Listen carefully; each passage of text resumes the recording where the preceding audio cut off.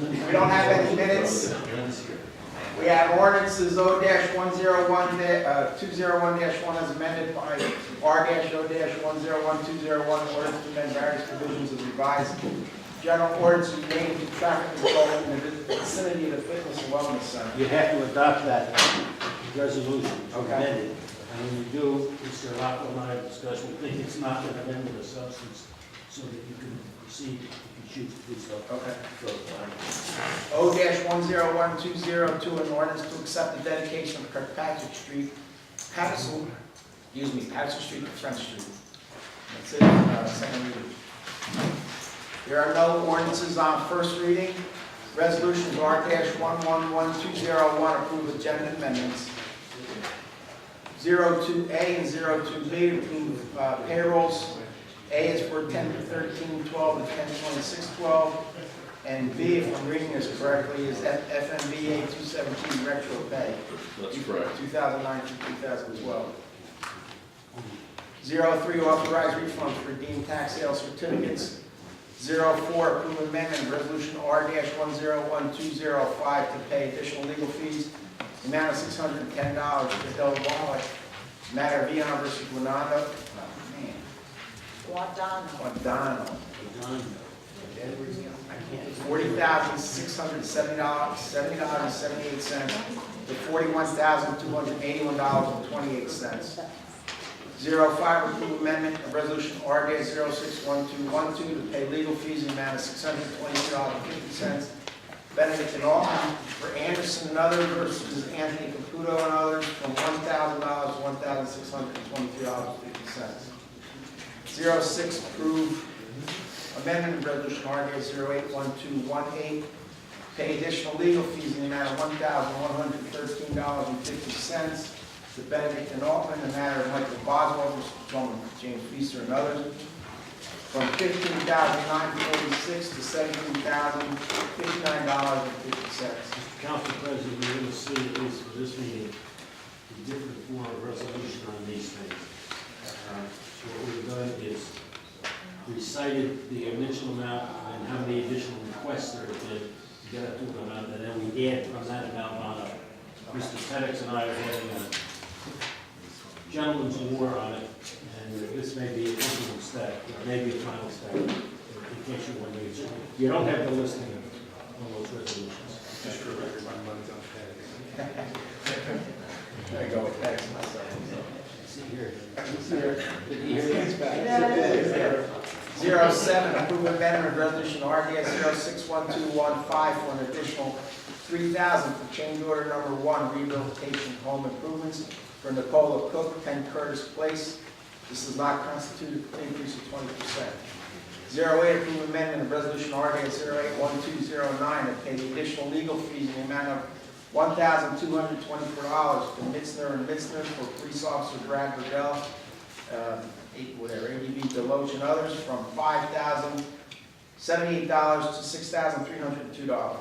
Mr. Council President, there's a question been raised by a couple of people at ADB. In a lawsuit, if it's plaintiff versus defendant, it's Smith versus Jones. But if you're doing it the other way, meaning the defendant first, it's Jones ad versus Smith. So when you see that ADB, that's all it means. It's the same lawsuit, just the way it's displayed. Thank you. 09, authorized tax collector to transfer credits on several tax and utility accounts. 10, authorized tax collector to cancel taxes from March 1st, 2010 to December 31st, 2012 against 202 Seaman Street on behalf of Horace L. Wilson Jr. due to 100% disabled veteran as of 3/1/2010. 11, authorized refund to Virgo Municipal Finance Fund against Block 130, Lot 017, the amount of $159.69 against certificate number 11-079. 12, resolution in support of A-3393 to clarify liability for business personal property tax. 13, approved request for use of city property and street closure for the New Year's Eve celebration. Requested by the Restaurant Guys Monument Square Park. They're walking in the year 2013. Fireworks we shot at the Helbridge Entertainment on the Showmobile Street closure, Livingston Avenue, between New and George Street Street between Liberty and New Streets. The date is Monday, December 31st, to Tuesday, January 1st, 6 p.m. to 2 a.m. Street closure will be the same, 6 p.m. to 2 a.m. Preceptor duty is required. 14 is being held. 15, approval order of contract with Prime Point for 2013 municipal payroll services not to exceed $43,415.50. 16, resolution authorized auction sale of 2 taxi licenses. 17, amend resolution R-011213 authorizing Thomas S. Golden, city engineer, to sign soil erosion and sediment control applications. Mr. Council President, going back to the taxes for just a minute. If you read carefully, you'll see that there's a starting bid of $50,000, which is authorized by law, the legislation on through a year or so ago. I ran into Mr. Burgess, who's with one of the taxi companies. Why didn't you put 80,000? Well, you had 50 before. I said, you gonna bid? You think it's worth 80,000? You can have the first bid can be 80,000. It doesn't have to start at 50. You can't be any lower than 50. But I don't think you want to change it to raise it any higher. I hope you get more money out of it, but I don't think you change it because it can publish that's 50,000.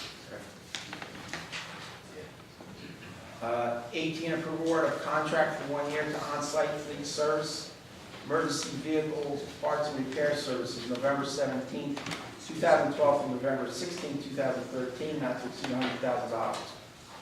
19, approval order of contract for 1 year to Absolute Fire Protection Company for fire, aerial ladder device repair services, November 17, 2012 to November 16, 2013, not to exceed $25,000. 20, approve Chapter 159 budget insertion, U.S. Department of Housing and Urban Development for home grant, $337,905.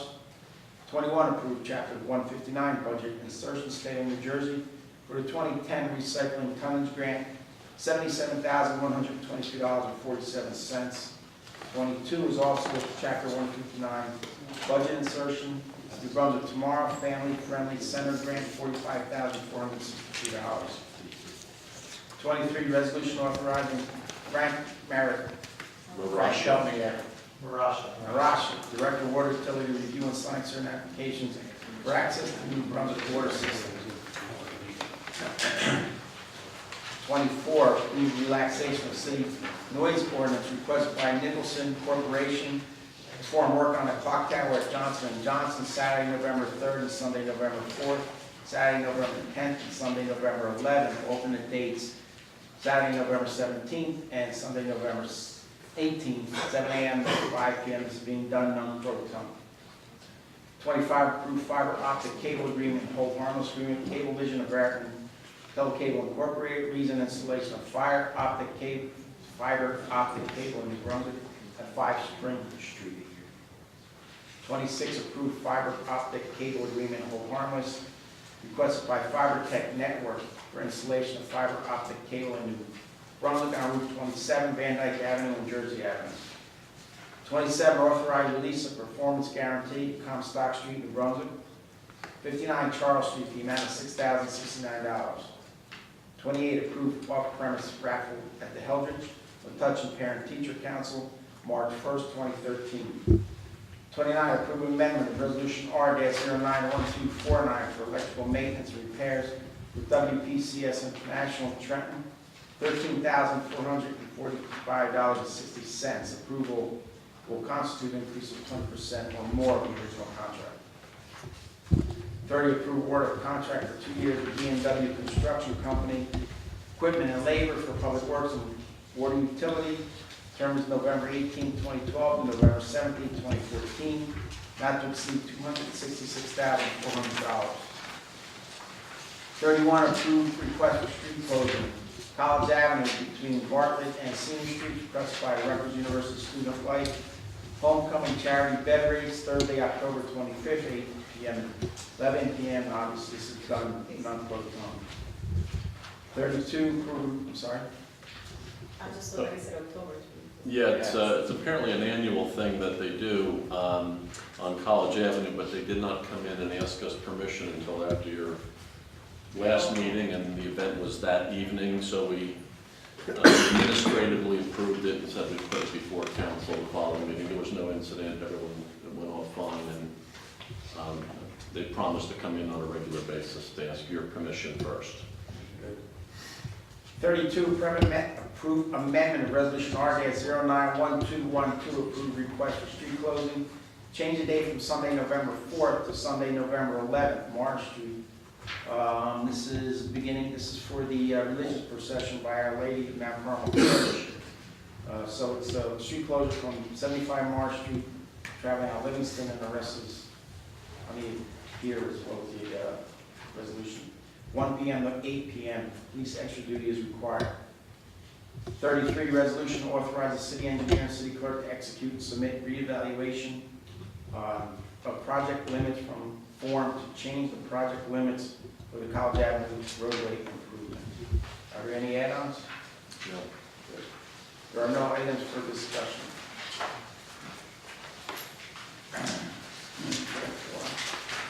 Meeting will come to order. Will clerk please call the roll?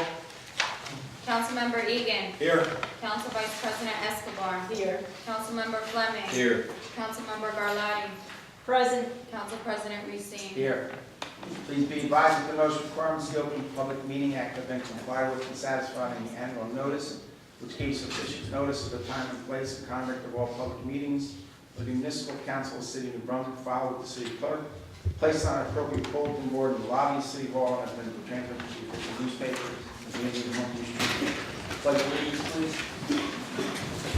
I pledge allegiance to the flag of the United States of America and to the republic for which it stands, one nation, under God, indivisible, with liberty and justice for all.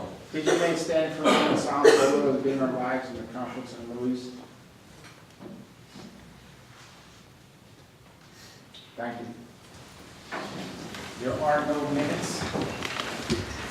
We have ordinances on second reading. We'll do the resolution first, which is R-O-101201, which is to amend provisions of the revised general ordinances relating to traffic control in the city of fitness and wellness. Does anybody have any comment on this resolution? Seeing none, Move the resolution? Second. roll call. Councilmember Egan. Yes. Councilmember Escobar. Yes. Councilmember Fleming. Yes. Councilmember Garlotti. Aye. Council President Racine. Aye. Now the ordinance O-101201, which is an ordinance to amend various provisions of the revised general ordinances relating to traffic control in the vicinity of fitness and wellness center. Anyone wish to comment on this ordinance? Seeing none, Move the ordinance? Second. roll call. Councilmember Egan. Yes. Councilmember Escobar. Yes. Councilmember Fleming. Yes. Councilmember Garlotti. Aye. Council President Racine. Aye. O-101202, an ordinance to accept the dedication of Kirkpatrick Street from Patterson to French Street. Anyone wish to comment on this ordinance? Seeing none, Move the ordinance. Second. Roll call? Councilmember Egan. Yes. Councilmember Escobar. Yes. Councilmember Fleming. Yes. Councilmember Garlotti. Aye. Council President Racine. aye. Got a timer better.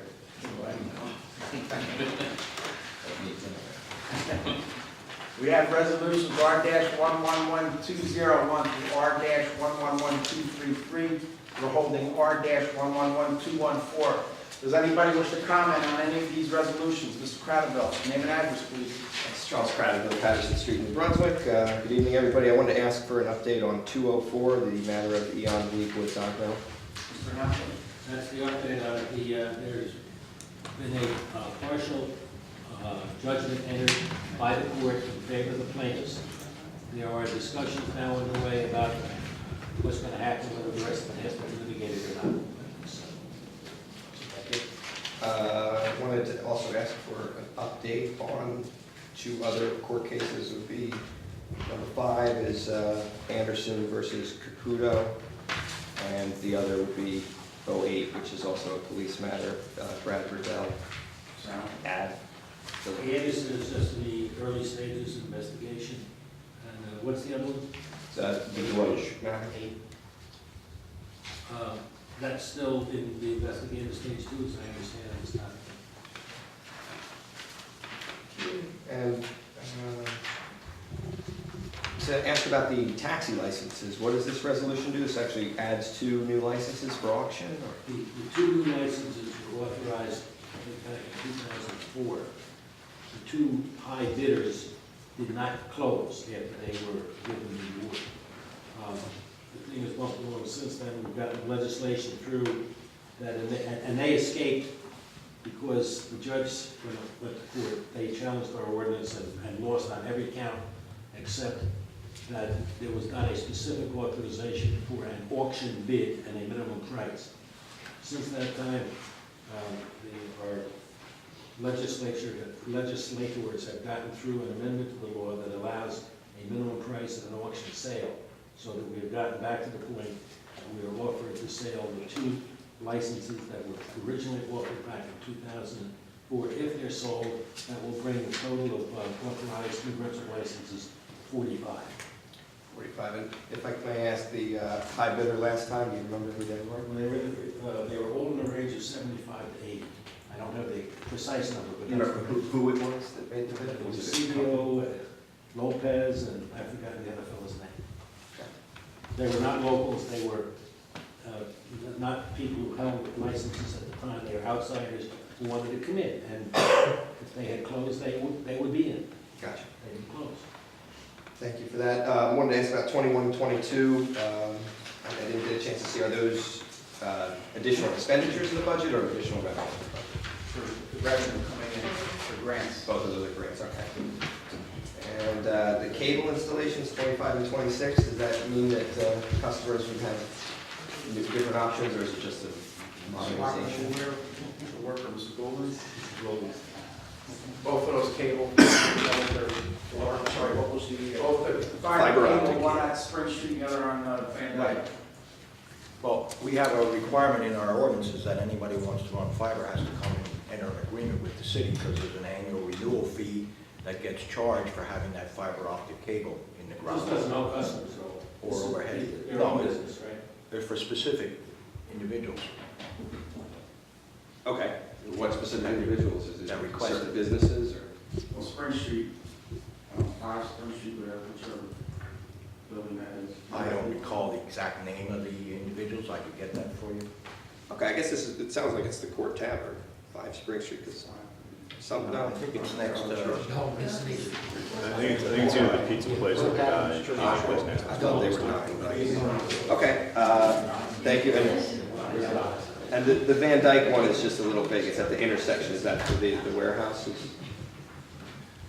Not sure, we'll get that for you, we'll get it for you if you want. Okay, thank you. And then one more, 30, B&W Construction Company of New Jersey, Inc., equipment and labor for public works and water. Could somebody expound upon that, what that is for? They do the heavy excavations and pipe repairs that our staff is not experienced at. They have equipment that is far larger than ours. They do the deep excavations when we have a water or sewer break. Thank you, and I'm sorry, I lied, one more, the last one, College Avenue roadway improvement. What does that specifically mean?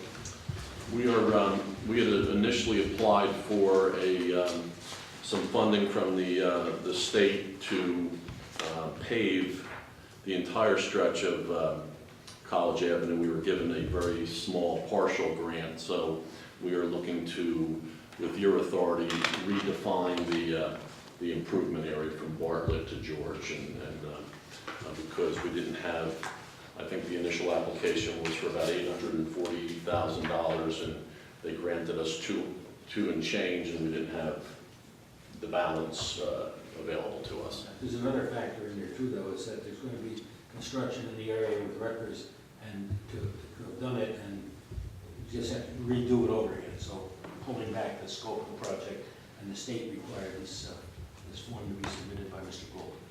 Understood. Just to follow up, is there any funding remaining from the College Avenue greening? I know there was sizable federal money steered towards that.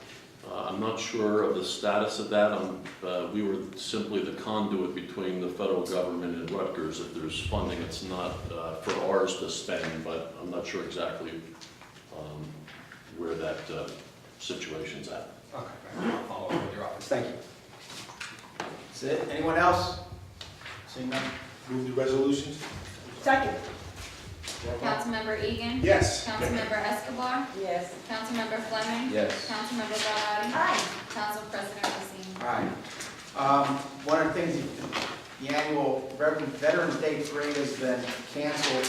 They will be laying a wreath both at Holland Park Monument and Brunswick Monument Square, but anyone wishing to attend is welcome.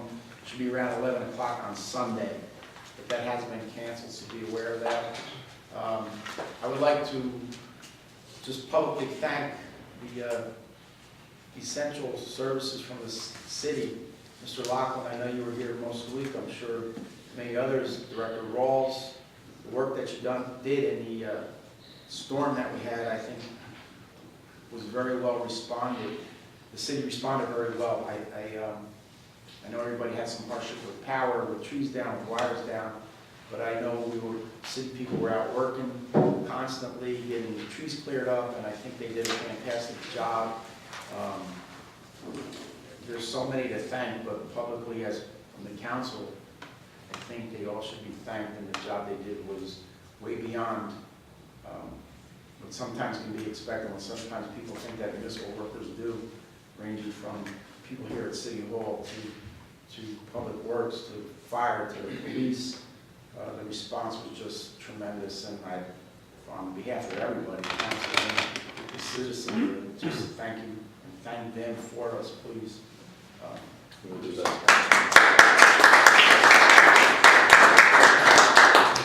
If you don't mind me saying, some people deserve some special consideration, That's some fine. extraordinary I efforts, would want and to miss the one. starting with Bob Rawls, who's our emergency management coordinator during these events. The police department was fantastic. We through Frank's supervision, we kept water intact during some very dicey times where the pump stations were without power, and then we were on diesel at the treatment plant. And I think Dave Blevins did a fantastic job with sheltering you.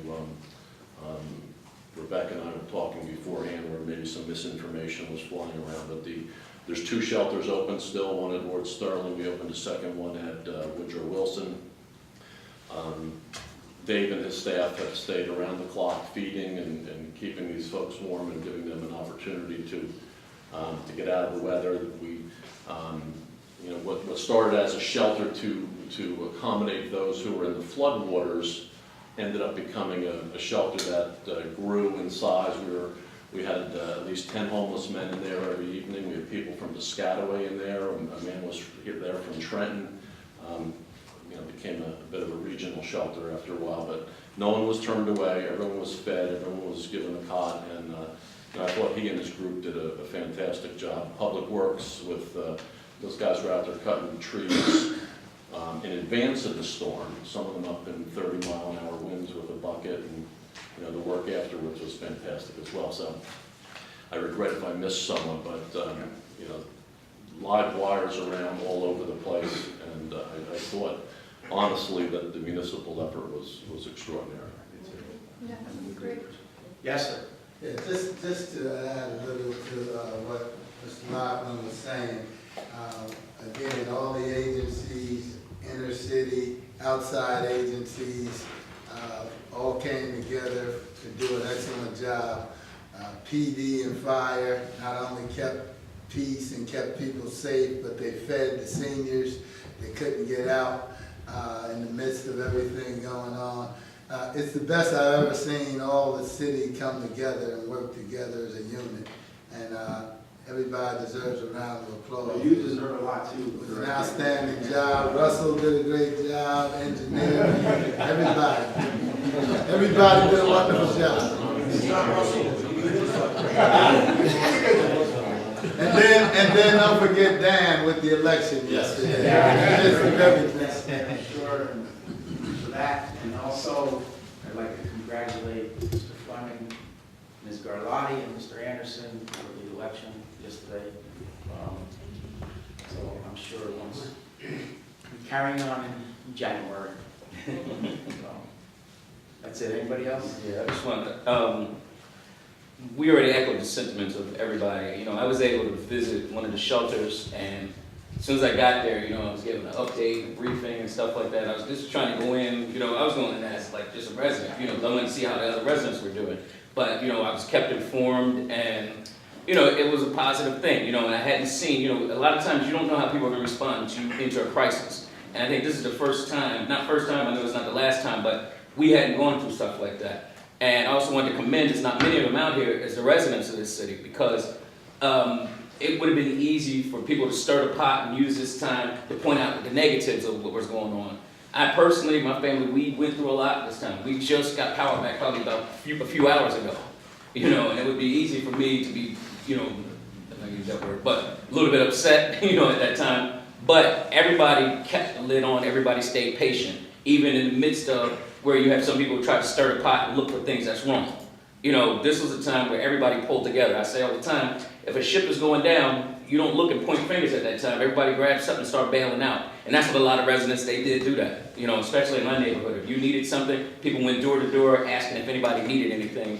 And then, like I said, you bail everybody out, and then you can look for stuff afterwards. So I just want to commend the residents, everybody, the first responders, and everybody that had anything to do with it. You know, I know that's not the first time we went through it, it's not the last time, but we saw how we responded to this crisis. So everybody should be commended for that. Anybody else? Okay, anybody from the public wish to address the council at this time? Mr. Cradaville? Charles Cradaville, Patterson Street. I also want to really congratulate Councilwoman Garlotti on her re-election, Councilman Fleming on his first election, and future Councilman Anderson for winning the support of the people this year. I also want to extend a big thank you to everyone in social services, DPW, police, fire, EMS, and also the utility workers who are out there. Many from other states came to help get people power as quickly as possible. And also certainly want to commend the public information officer and the folks who helped to get the word out about what's going on and you know, where people can go for help. I think it's been tremendously improved. Did a fantastic job on that. I know he's been probably working every day straight since then. I always knew Russell can speak a lot and talk a lot, and it came in handy at this point. He needed to, yeah. I did see him here during the storm, and certainly there was a much bigger presence on social media outlets and the Nixle service and stuff like that. I did want to also extend a thank you to the Parking Authority for adopting a constructive proposal that myself and about a dozen other residents brought to open up the parking decks when there's snowstorms. They used it, of course, during the hurricane as well, and I think people got 4 or 5 days of free parking to keep their cars safe and off the streets, and that worked out very well despite the power outages. I do want to ask a couple questions about the response to the storm. Could I get an update on the water boil advisory? You know, when did that come about, and what caused it to come about, and what was the response? Yeah, the boil water advisory was put in place 7 a.m. Tuesday, October 30th. It was lifted 2 p.m. the following day, Wednesday the 31st. It was a precautionary advisory. We were hoping to cause people not to rush to the faucet and open it up for the normal reasons. We were trying to cause people to be conservative about it. That was at a point in time where we had neither diesel generator power at our pump stations nor utility power at our pump stations. So we were simply relying entirely on the water that was in the system and in our tanks, as well as the water that was coming in from North Brunswick and East Brunswick. We opened up the interconnects. It was precautionary. The water was never less than adequate. We notified the DEP, as we're required to do. We were simply trying to keep the pressure in the system and not and try to cause people to conserve the use of the water. We had pump station power restored at both pump stations on Tuesday, October 30th, in the afternoon or evening. So we were grateful to get back on PSE&G power at both pump stations, and then we were on diesel power at the treatment plant for at least a week. We didn't convert back to PSE&G power until this past Saturday. But we were producing water when this community needed it. We were producing water when Milltown, Franklin, and most recently East Brunswick needed our water. They take their water from Middlesex Water, which did have a boil water alert, which caused some confusion here, but nonetheless, our water has been excellent through the whole process. We just had a pumping problem for really less than 24 hours.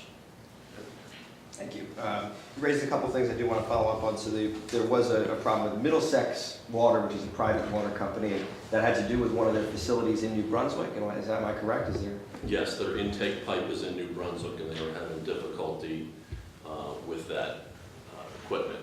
Okay. And then, so the other thing was Rutgers evacuated both of the campuses here in New Brunswick, and in their sort of public reasoning for that, they mentioned water shortage being one of the reasons. Was the information that they put out entirely accurate, or I mean, they had said that the city didn't have enough water to put out fires and also to provide water. Mr. Marqueta, I see your hand go up. Yes, that was inaccurate. The only reason they evacuated for fire alarm systems that weren't fully functional at the time. That had nothing to do with our water supply. Thank you. I wanted to also ask about the shelters. I'm glad to hear there's a second one at Woodrow Wilson. Can you give me some information about the quantity of people that came in and sort of the time frame on when they lost power and got power?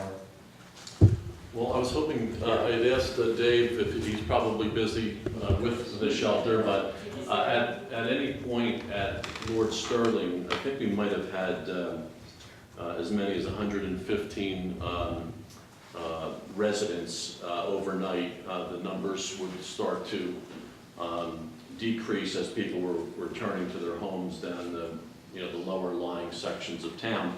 But as power remained out, as I was saying, we saw other people come in to stay warm and to get some food, and people came in needing diapers and things for their kids, and so a whole new population really came into the shelter midweek. So we've been, right now I think there's about 40 to 50 residents in the Lord Sterling shelter, which is now entirely self-contained within the gymnasium, and because school returned today, it was important to keep the two populations segregated from each other. Last night, and then we decided to open a shelter at Woodrow Wilson. That was opened last evening, and I believe 2 people spent the night there. And so at what point were some of the people at Lord Sterling taken to Piscataway High School? And what was behind that decision? Mr. Arnold. There was a power outage at Lord Sterling, and the concern about our boil water alert caused people to go over to Piscataway for one evening. So they were provided transportation by Yes. the city? Yes, they were. And Piscataway High School, did they already have a shelter open, or was it? I don't know the answer to that. Okay, That was a regional facility at Piscataway High School. thank you. I also wanted to ask about the gas shortage. I noticed that it must be the city pumps are out at Jersey Avenue or something. Something caused them not to work because the public workers were all using a gas station on French Street. We, the majority of municipal workers fuel municipal vehicles at county fueling stations and over in Johnson Park or Donaldson Park, which were out. We didn't have access to that. There is a pumping station, a fueling station on Jersey Avenue devoted entirely to police vehicles. But there was a point in time where the Texaco station on French Street was serving city vehicles, diesel and regular gas for a period of time, and essential personnel's vehicles. And it was, for a couple days, it was exclusively, they were exclusively pumping gas to the city vehicles and essential personnel. And was that an arrangement made with the Texaco's owner, I assume? I think you can assume that. We didn't force that on him. Okay, so was there like a special deal, or you just paid face that normal value? City vehicles are being billed to the city, and essential vehicles. If you had essential employees, if they used their own personal vehicle, they had to pay it for in cash for the gas. Thank you, and I just wanted to ask if there were any other major issues with the storm that are continuing. Are there city services that will be affected tomorrow? Are there, places with power out still? There were a couple of neighborhoods still with some power issues, which I believe got resolved this afternoon. One half of Rutgers Village had power return this afternoon that Mr. Fleming had spoke to. Robeson Village got their remaining power back 2 days ago, although I think there's about 8 units that are having a problem. I believe power was returned to Roosevelt, Camner, Henry. That neighborhood today, there was a number of linemen from Kentucky out there. We are still having some difficulty in the Industrial Avenue, Triangle Road, Terminal Road area. And I believe we still do not have power out at Hampton Road. Got a problem on Byron Street too. That's, yes, I understand that. Not just the whole area. I'm talking about areas who haven't had it for 10 days now. You've had No, that Mr. Hamilton's office did not.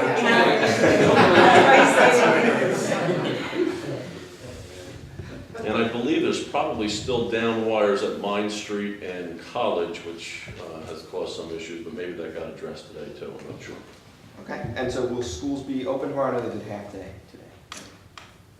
Last I heard they're open. I know there are other districts that are already doing a delayed opening, but I think that's depending on the weather bad this gets.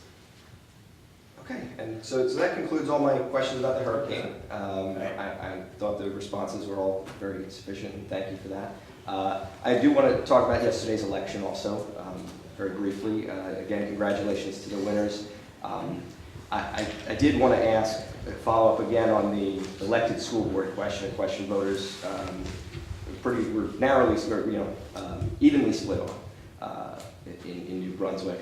And I know that Mr. Fleming was very strongly in favor of voting no to the question. I saw Councilwoman Garlotti had a vote no sign on her property, and I know you didn't have a sign, but you said at the last meeting, Councilman Racine, that you were voting no also. I wanted to know, did Ms. Escobar or Mr. Egan want to, let us know how they felt? I voted no. You voted no? Yes. Okay. Do you wish to answer? No. You don't wish to answer that. You don't wish to answer, okay. So it's still a mystery on Mr. Egan, but I did want to make light of some literature that New Brunswick voters received pretty prominently, several pieces. And, was anyone involved in this campaign committee to keep politics in our schools? I know I wasn't, so I don't know that anybody else should know here. Okay, well, I just wanted to speak to who's funded this so far, because I just looked up the election records and saw that the election fund of Ms. Escobar and Mr. Egan, as well as some unions that I believe Mr. Egan is affiliated with, provided the vast majority of funding, if not all of it, for this campaign. So I wanted to ask Mr. Egan, were you guys okay with that money being spent on that? You really support this Vote No campaign that much? I have no comment to you at this time, Mr. Bradwell. I'm not here to be interviewed by you during this meeting, okay? So if you want to talk to me after the meeting, I'll be glad to talk to you. Let's move on to the business of the city council. Thank you. Certainly. I think that it is the business of the city council if the schools are doing so Your bad. opinion. That's your opinion.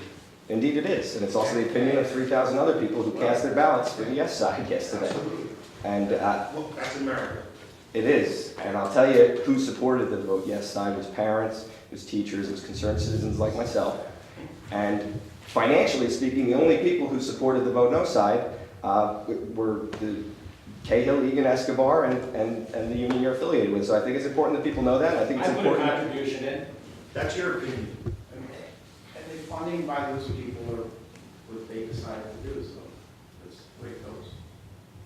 Indeed, it is the way it goes. That's the way the vote went. We're past that point now, so.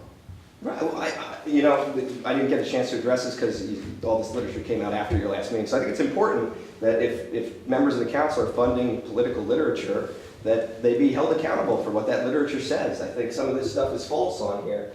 I mean, for example, we hope you have read the letters and materials sent to you by our committee and your neighbors. The only letter I got was from the mayor. What neighbors? What committee? Who's on this committee? No one took credit for being on this committee so far, and the only people who sent me letters were the mayor and the unelected school board. So, So still neighbors and friends, but you get very nitpicky and technical on this. okay. I mean, I just think it's very misleading to tell voters that they stand to lose something by having elections. People did drop out of the council race right prior to that? I mean, is that a coincidence? I was one of the people. I know you were. So wasn't everything How's that was that said different? about the bios of the present members of the Board of Education truthful? Isn't that what it's all about? I thought that was truthful, but I thought this was very misleading. Well, it's, What this says is that if you have elections, that they're going to be bad, that there's a problem with electing the school It's board. misleading to say that this is the grassroots, when it was done by the three prior council members who dropped out prior to the race. I mean, it's the same thing. It makes it, to me, is more political than not, and more geared to the three people than it is to the overwhelming support from the parents and teachers. Well, There was nothing going on until you dropped out of the race and then decided to start this. well, to say there's nothing going on. Was there anything on the ballot prior to you dropping out of the council race? No one has submitted a petition, you're correct. Okay. But So- parents have been fighting for an elected school board for 20 years here in New Brunswick. Where the votes are from, they're all college students.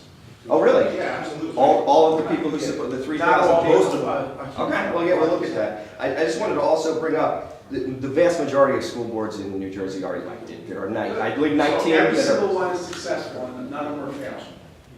No, certainly not. You raised some examples here. Patterson schools aren't doing so hot. Elizabeth schools aren't doing great. But does that mean that the elections are the problem? I would say no. I would say because there's nearly 600 school districts that elect their school boards, it's probably not hard for you to find a couple examples where there's problems. There's only 19 boards that are appointed.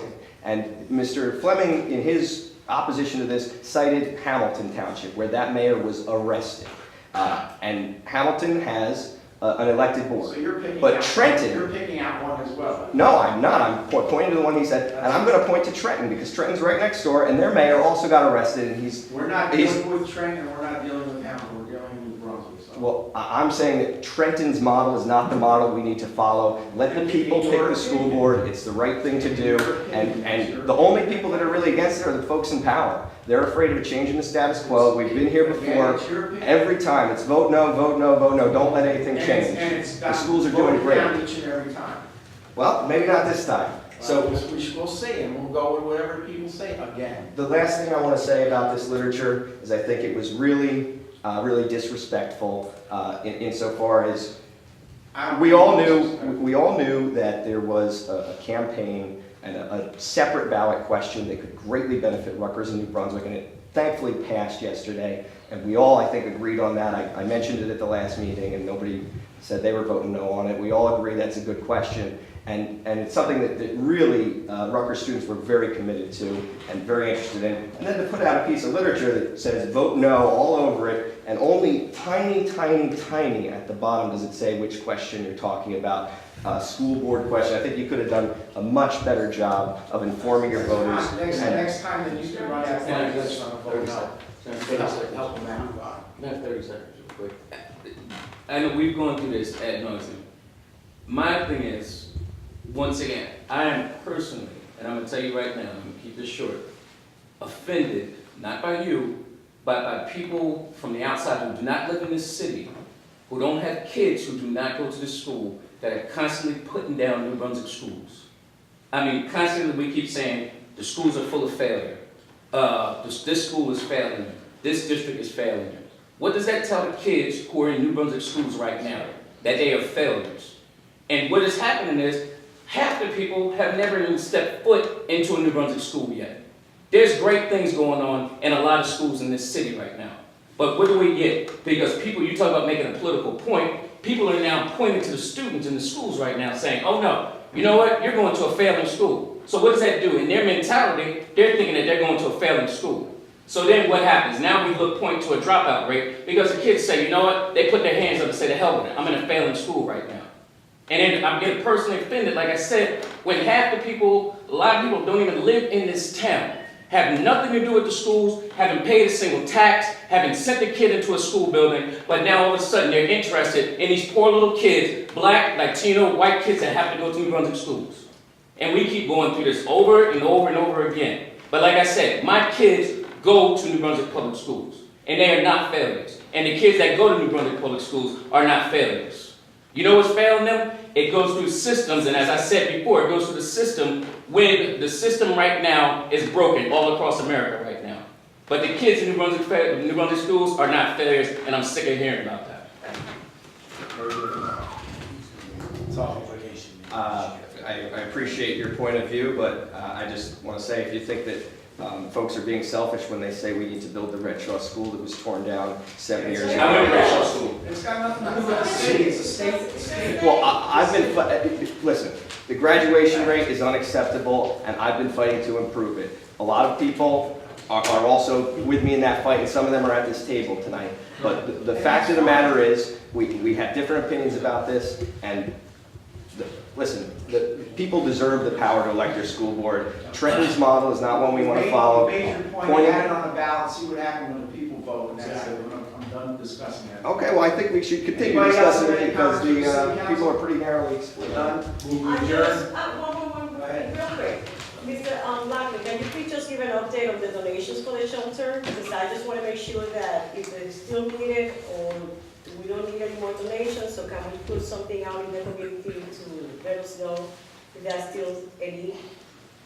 We're going to, we meet 9:30 every morning, a group of people who are trying to manage the effort, and I think we'll have some advice tomorrow morning on what is needed. Okay. I think clothing is not things like, again, diapers, wipes, those kinds of things people are looking for. Okay, thank you. Motion. Move we adjourn. Second. Roll call. Councilmember Egan. Yes. Councilmember Fleming. Yes.